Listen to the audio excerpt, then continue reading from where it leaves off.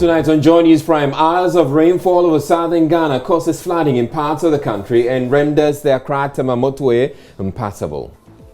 Motorway is flooded. If you are trying to use the motorway either from Accra or Tema, just don't. We'll get an update on the Accra-Tema motorway flooding situation and also speak with the National Disaster Management Organization. Now, the rainfall pattern this October has been described as unusual by many. We'll get the Ghana Meteorological Agency to explain what is happening.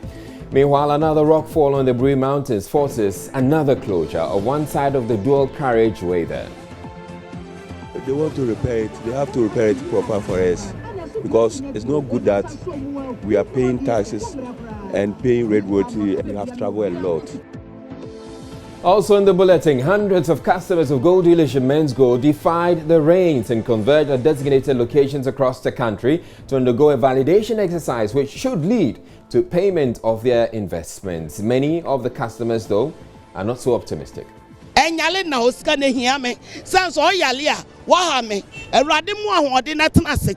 Let's give him the benefit of the doubt. He said the December we will bring it. So for me, I said December will be the last story I will hear from him. This is our money. It's our birthright. We deserve it. We pass through every means to get it back. I'm Israel Aye, and Joy News Prime comes to you live from the Joy News studio at Kokomlimli here in Accra. Digital address GA0992539. Stay tuned in.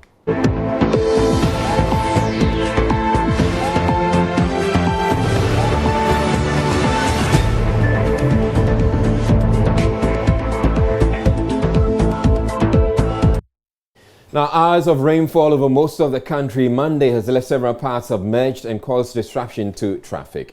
The rains, which began in the afternoon, affected the southern half of the country from Bunahafo and some parts of the north. Here in Accra, a section of the Accra-Tema motorway was rendered impassable after it was taken over by flood waters. Some affected motorists posted videos onto social media. Yes, the motorway is flooded. If you are trying to use the motorway either from Accra or Tema, just don't. It's so flooded. Cars can't go. Every driver is scared to cross. It is damn flooded. Cars cannot go. Motorbikes, everybody's parked. And it's traffic. I've been in for an hour from Tema, an hour and a half. And this was the cause, the flooding. Okay, so this big truck can come through. Please don't use the motorway. Not today. Not now. Wow. This is serious. The Mubola. This is Ghana's motorway. Just a little minute of downpour. Look at what is happening to our motorway. Cars can't cross. People are stuck. Wow. Wow. Wow.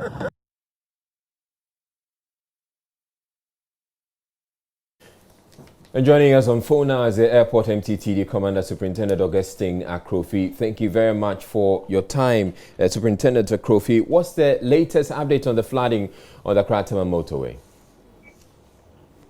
Thank you very much, Israel, and a good evening to all your listeners. In fact, around 12:30 this afternoon, that we had information from our control room that there has been an accident on the motorway. My men were sent there only to realize that it has rained on the motorway, and these articulated trucks unfortunately got skidded off and went into the middle reservation. We called the towing truck, and this truck was able to be removed. We were able to remove the truck from the middle reservation. All right. Then the rainfall increased, and getting the a portion of the motorway that from Accra direction a little bit after the toll booth flooded, whereby vehicles going towards Tema and vehicles coming from Tema to Accra could not go. Probably only SUV vehicles could pass. All right. How long did that disrupt traffic on the motorway? Do you know? In fact, even up to now, the traffic is not the best on the motorway because although the flood has subsided a little bit, the traffic that was created is still being battled with. And we still continue to have some crashes here and there. My people are still on the motorway trying to do their best to get some of these vehicles off the road. All right. Are you able to give our viewers and the people who will be driving a fair idea of how terrible the traffic situation is so that they would advise themselves? Surely. Already the Spintex Road is choked with traffic. The Spintex Road is choked. The Spintex Road as well. Because most of the vehicles are diverting through the Spintex Road to Tema. And unfortunately, if someone did not get this information earlier, he will join the motorway. And you know how difficult it is to turn on the motorway and go back to Tema. So still we experiencing heavy traffic on the motorway. And people who haven't heard yet that that's the situation on the motorway are still advised to find alternative routes to Tema and then to Accra.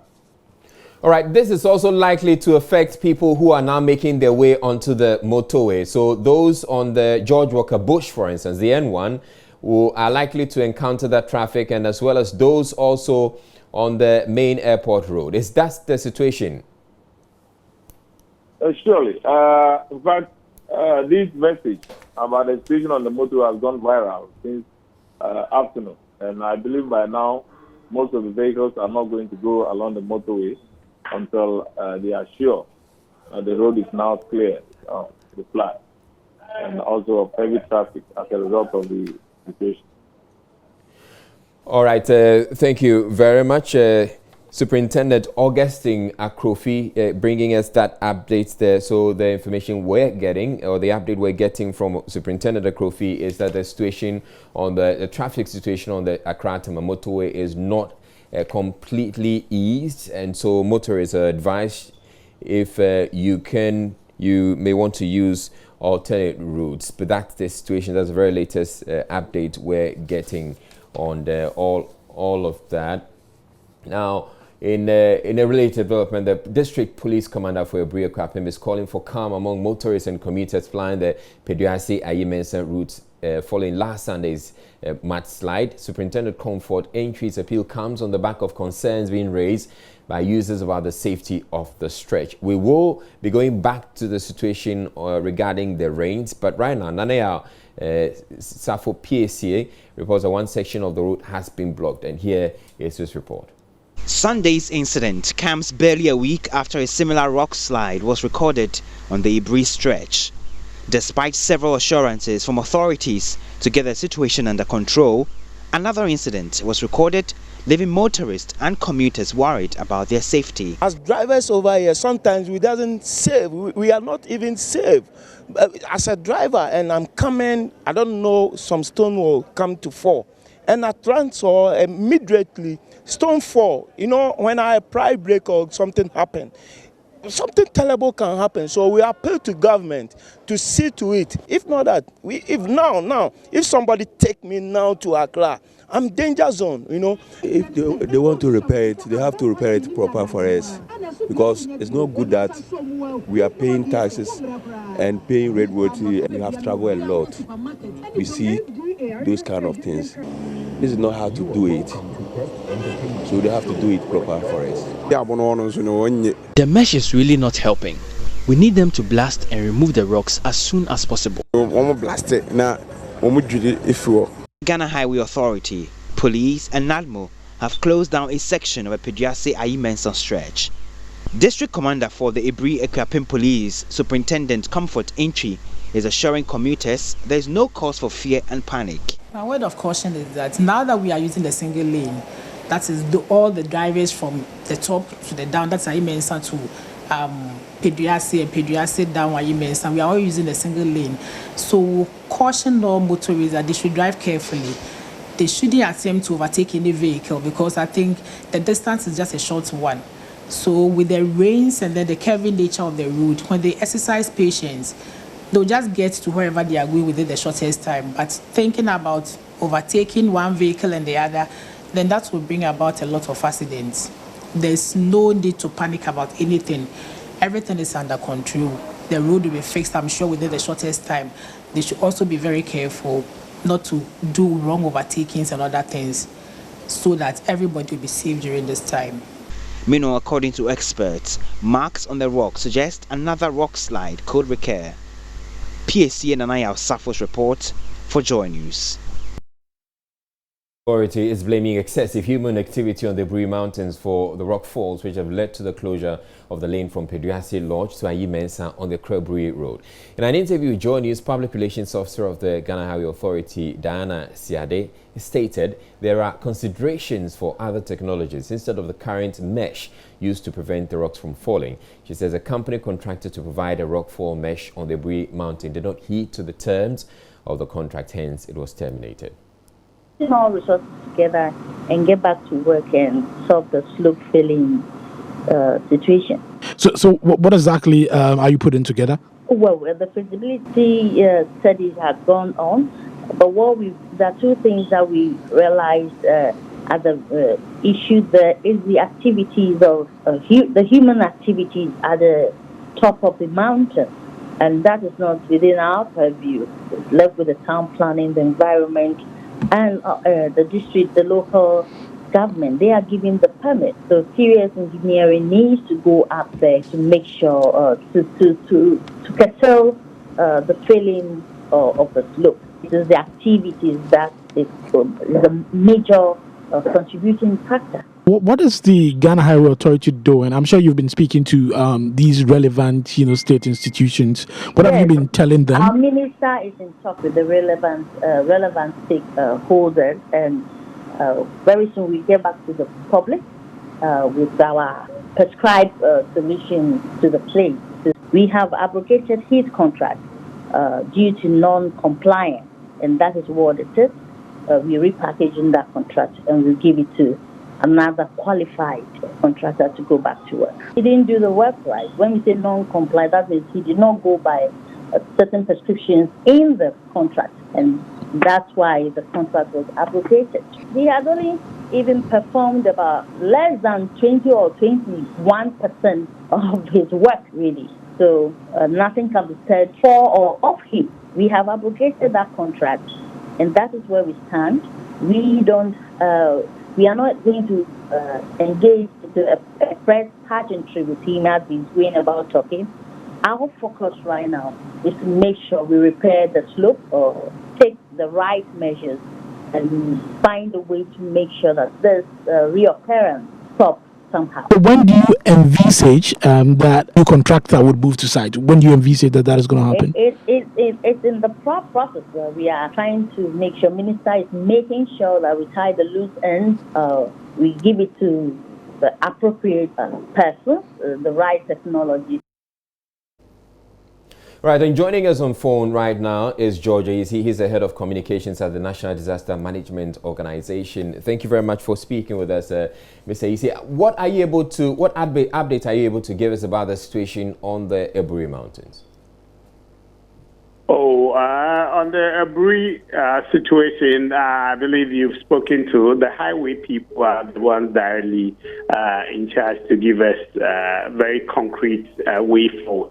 But our worry as NADMO is, one, the human activities that go on top there, yes, and then the situation of the wire mesh or the gabion, which is not too good. And I just heard somebody, the woman you spoke to, talking about getting the right people to do it. I know they can get the right experts to come and do that. That's very important. Otherwise, the rocks or stones can be falling, and that poses a threat or danger to the public vehicular and then the pedestrian public using that place. So that is our headache as NADMO. All right. Mr. Ayisi, you talk about the fact that you're worried about the human activity. What are you recommending should be done?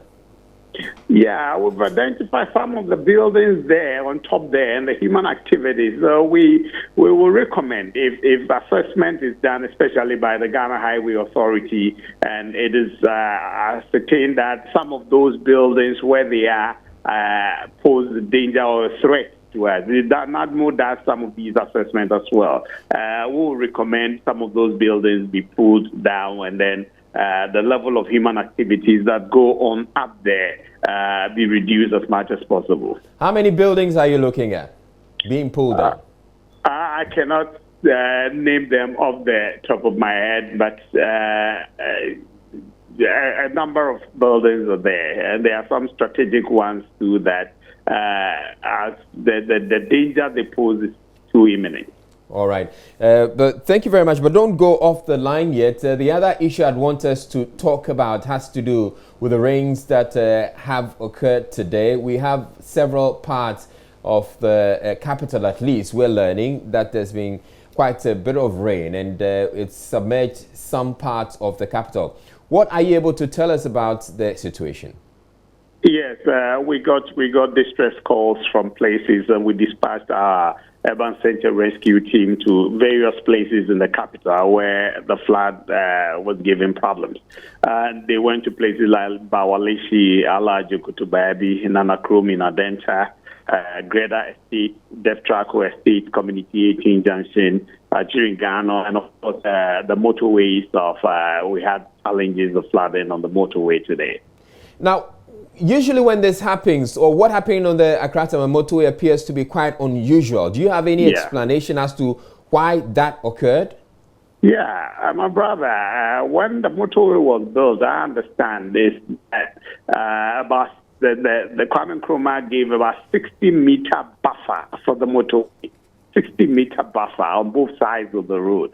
Normally, you know, they give 10 meters and cool, but this one, 60 meters. And if you go there today, almost all the 60 meters is virtually taken up with human habitations, and that is a worrying situation. Once the place becomes a built-up area, the rains, because of the concrete and coal, the rains that fall on the ground are supposed to percolate into the ground, then fall on hard grounds, and then they drift on, becoming flats. And so these are some of the challenges that are posed to the motorway. You know, it's strange, and we all didn't anticipate getting to this point. But I believe it's the human activities, the habitation that are taking off the 60-meter buffer that is supposed to protect the motorway. All right, you talked largely about Accra when you said you had sent people to areas that have been affected where you received distress calls.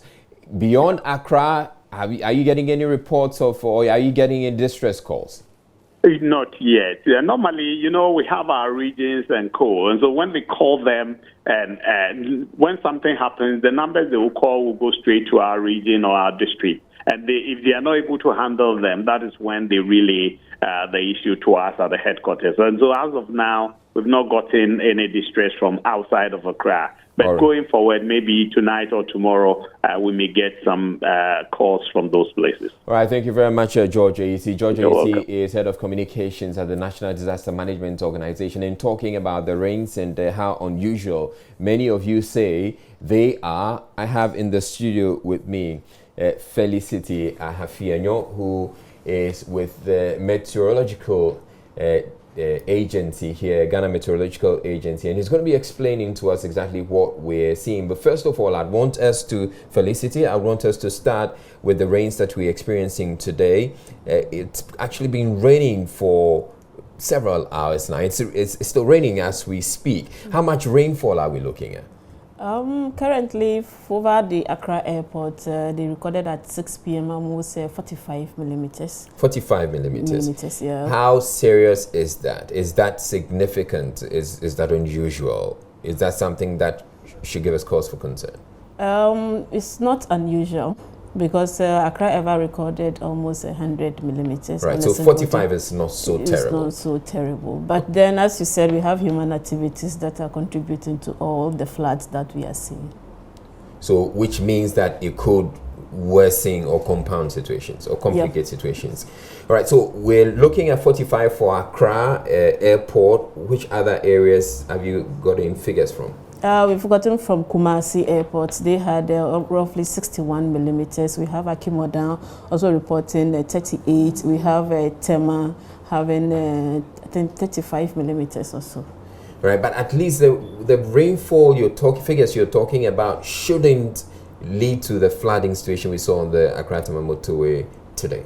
Yeah, it shouldn't, because if I think way back in the 60s, we have rainfall maybe almost 200 millimeters over Accra, which caused floods over East Legon and other environs. But then today we have a lot of areas being built up, and then the run of water is being collected over these surfaces, and then they are in volume, and they don't have a place to pass and then to find their way to their mother, that's the sea. All right. So the rains that we're experiencing, that's the other issue. People are wondering, these rains are unusual. We're in October and we don't expect this much rainfall in October. What is happening? Yeah, the rains are not unusual. In October, yes. When you say they are not unusual, everybody says it's unusual. You say it's not unusual. It's not unusual because in Ghana, for the southern sector, we have 2 rainy seasons. Right. We have one that starts in March and ends in somewhere around July, and at times enters into August. But the peak is June. It's June, yes. Then we have the second phase that starts in mid-September through October to early part of November. At times it extends into the early part of December. Right. That's for southern sector. Now the northern sector, they have only one rainy season. It starts between April, May, all the way to October. And they too at times, either it ends 3rd week in October or 1st or 2nd week in November. Okay. So now if the major rainy season is not too good, that's the start of the rainy season over the country for each year is not good, the minor comes to compensate it. Really? So what we're seeing is a compensation of the rainfall that we didn't get for the major season. Yeah. So essentially, this October, the rains we experienced in October is more of the major season now. Yeah, it's more of the major season. It's looking like the major season. It's looking like the major season, the June type of weather over the southern sector. It means we should expect more rain. I will not say yes, because we are exiting gradually from the rainy season. This week, we are anticipating the rains up to the weekend, but then the following week, the intensity, the frequency will reduce. All right, so we have the heat map on our screens now, which we're going to, yes, so that's what we have on the screen. Can you explain to us what is happening here? Yeah, this is the satellite picture that we normally use after we've looked at our wind chart, the pressure chart, the geopotential chart. This one, it's happened around 11 a.m. and we issued a warning on it that the system will move westward and then spread, affect the inland areas and then over the sea. So if I don't know if you have the next picture, you could see where the system have covered over the inland areas and then part of the coastal belt. This picture is at 6 p.m. today. And as we speak now, we see that Accra, we are in between the end. The active spot is moving away into the central region. And then we have the very active one, the reddish portion over that area. If you get there now, or anyone that is there will confirm that they are having serious rainfall over that area, full of thunder, lightning, and then the rain will just be pouring.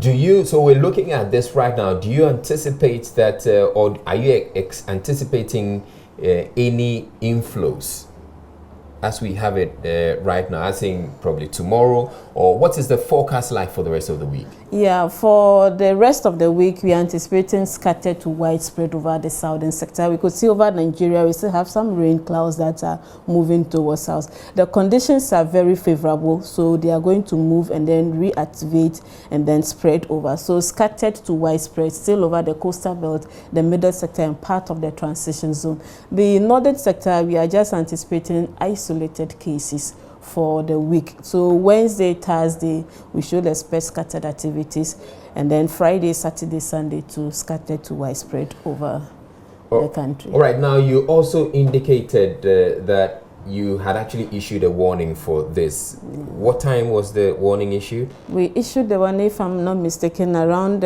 we sent it out around 11 thereabouts. 11? Yeah. All right. And I've noticed that in recent times, you're actually issuing a lot more warnings. What is happening? Are you becoming a lot more efficient? In the olden days, we are always efficient. We have a lot of staff, and we are up to date. But the thing is, you, the media people, when it's shining and we are telling you that it's going to rain, you don't want to tell us, to tell the public that yes, it's better is saying it's going to rain. And some of you don't have faith in us. But then now we are doing very well. Okay. Even our drivers, everybody, we are up to the task. And government too is trying its best for GMET. And we, the staff too, we are also trying our best too. I got to the office at 6 a.m. today, and I'm still on duty. You see, and I have my colleagues also there. They are going to stay all night till tomorrow. And we are monitoring. We have the network cut across the whole country. Before, we used to have about 640 rainfall stations or weather stations across the sector. And now we have the synoptic hours that we record. We go for the reading every hour. And then we have the automatic weather stations too. So, in other words, you're telling us that we should have a lot more faith in the meteorological agency. So when you issue weather forecasts, we should take it seriously. Yeah, take it seriously. And then every year we come out with the seasonal forecast for the whole country. We tell you when the rains will come and when they will not come. Did the seasonal forecast anticipate that the minor was going to be the major? Yes, they said the minor is going to be slightly above the normal rainfalls that we experience in the October rains. All right. Thank you very much, Felicity Afianyo, who is with the Ghana Meteorological Agency, and she says that we should have a lot more faith in the Meteorological Agency now because they're doing a lot better and because they've become very efficient. Yeah. Thank you very much. Now, some drivers who use one of the overhead bridges at Circle are calling on authorities to fix a defective expansion joint on the stretch. Now, this is really important. You need to pay attention to this and share the information with others. They say some motorists try to dodge the defect, endangering the lives of other road users in the process. Let's watch this. I came and I saw the thing over here, but the way the cars are dodging, no fine for me. You see, how the cars are dodging, no fine for me. So then I decided that I'll remove it there. Then they'll use it like that, how it is. Okay, this thing can bring accident. Someday, if they pass there where this thing some car can park, if you burn the tire, and then the pass through are causing, so at least we must look at it and come and do something about it. Yeah. The government should come to our aid to come and fix the what has been happening there. It's not better because if you are driving on it, it's dangerous. And so government should come and do it for us. Right now I come, I see we put some tie for that area. We have stopped the man, some men become come out for tie for that. But right now I see the hole. I want to dodge it, cause accident. Yes.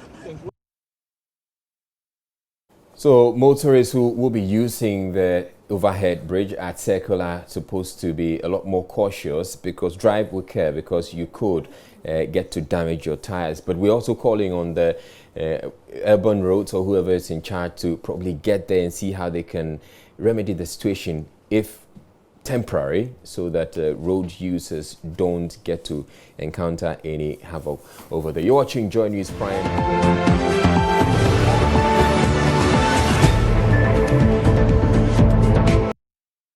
All right, before I bring you showbiz, we have to take this story, a very important story. Ghana's railway in the colonial era received the single largest expenditure item in budgets. Railway expenditure accounted for 31.4% of total public expenditure between 1898 and 1931. By the year 2000, the coaches hitherto seen weaving through towns carrying gold, cocoa and timber have largely screeched to a loud halt. Our latest Joy News Hotline document reveals low investment and failure by governments to walk the talk is to blame for the decline. President Akufo-Addo's pledge to revive the sector is not reviving the backing or receiving the backing of all players. Here are excerpts of the documentary titled Rusty Rails. Now you just have to stay tuned for the full documentary, which airs at 8:30 p.m. on the Joy News channel. That's in just a little over 30 minutes. Joseph Akable, he produced Rusty Rails and he joins me via Skype. Now Joseph, what more should we expect in 30 minutes or a little over 30 minutes when the documentary airs?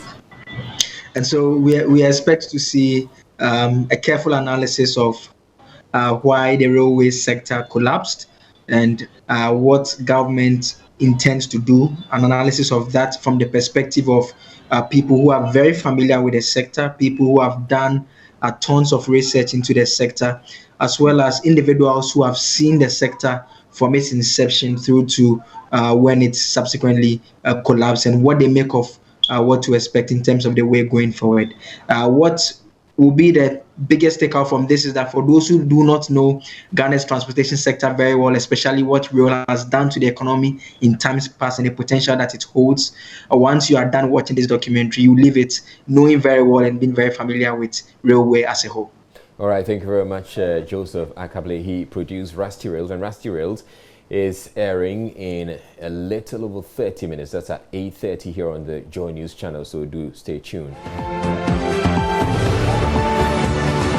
Now, the Coalition of Rotation Nurses and Midwives is giving government a week's ultimatum to pay in full their 6 months allowance.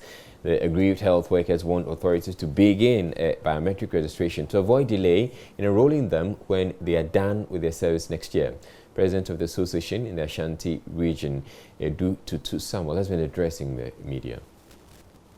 The reason we have called for this press conference this morning is to deal with the deliberate attempt by the government to cut down the allowance allocated to health interns, that's the diploma nurses and midwives, who are currently rendering service to the rotation nurse to the nation as part of the 1-year mandatory national service.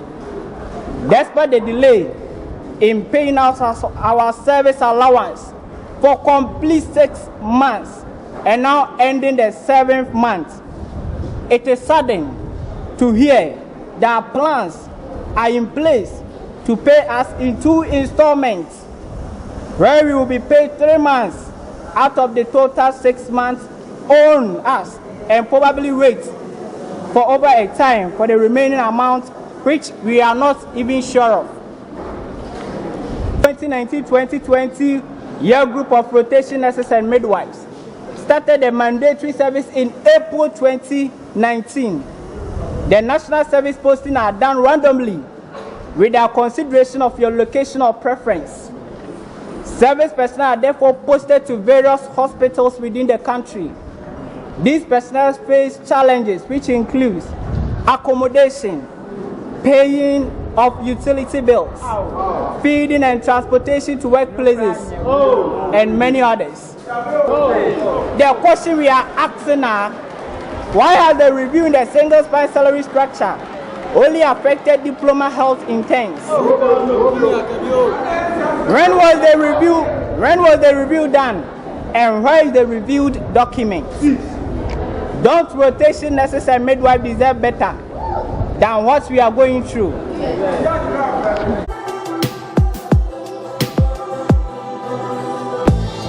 Health Matters was brought to you by Camel Buy and Fly to Dubai promo. Got this. Say yes to life. Now, there's one other very important story I need to share with you today. Customers of gold dealership Men's Gold defied Monday's rain to go through another validation process prescribed by the company so they could get their locked-up investments. Hundreds of the customers converged at locations designated by the company across the country with their documents proving they have investment with Men's Gold. Though many of them say they doubt the exercise would amount to much, they turned up in their numbers, warning they intend to take the law into their own hands if payment is not effected in December as promised by Men's Gold. Nancy Emefajradozi has more. Because Papa, why are there, Papa? Why are there? It's a Sabbath body and a Mademano. They defended the company for months, even if it meant attacking the media. Bosumena make 100 million. I didn't say we, Sister Kanokre. What you we have Bosumunya 100 million. Me 100 million, me Joha. Bosume 100 no credit I go to Obapa. Message 24 count. Today, the once loyal customers of the epitome of grace, Men's Gold, were left at the mercy of the scorching sun. Some had umbrellas, others put handkerchiefs on their head, and others stood in front of shops. Ifya Bedu, one of the customers, was upset the process was slow.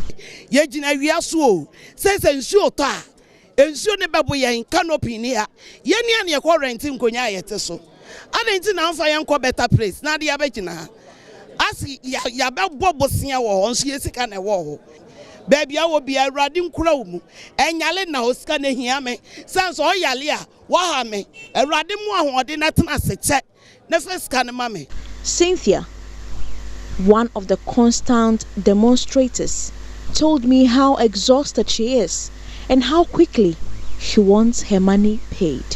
Let's give him the benefit of the doubt. He said the December we will bring it. So for me, I said December will be the last story I will hear from him. If December catch, I'm not ready to hear any story from now on, next month, next this. No.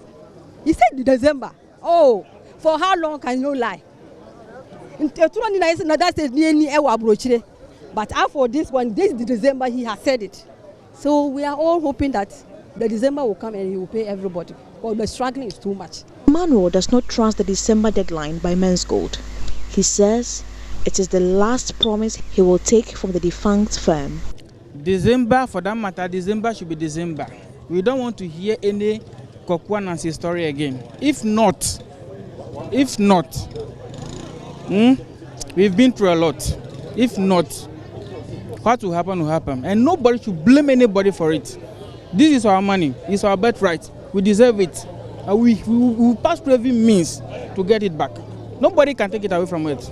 Not even a politician, not even a president. Many of the customers who spoke to me off camera said they have moved from grace to grass.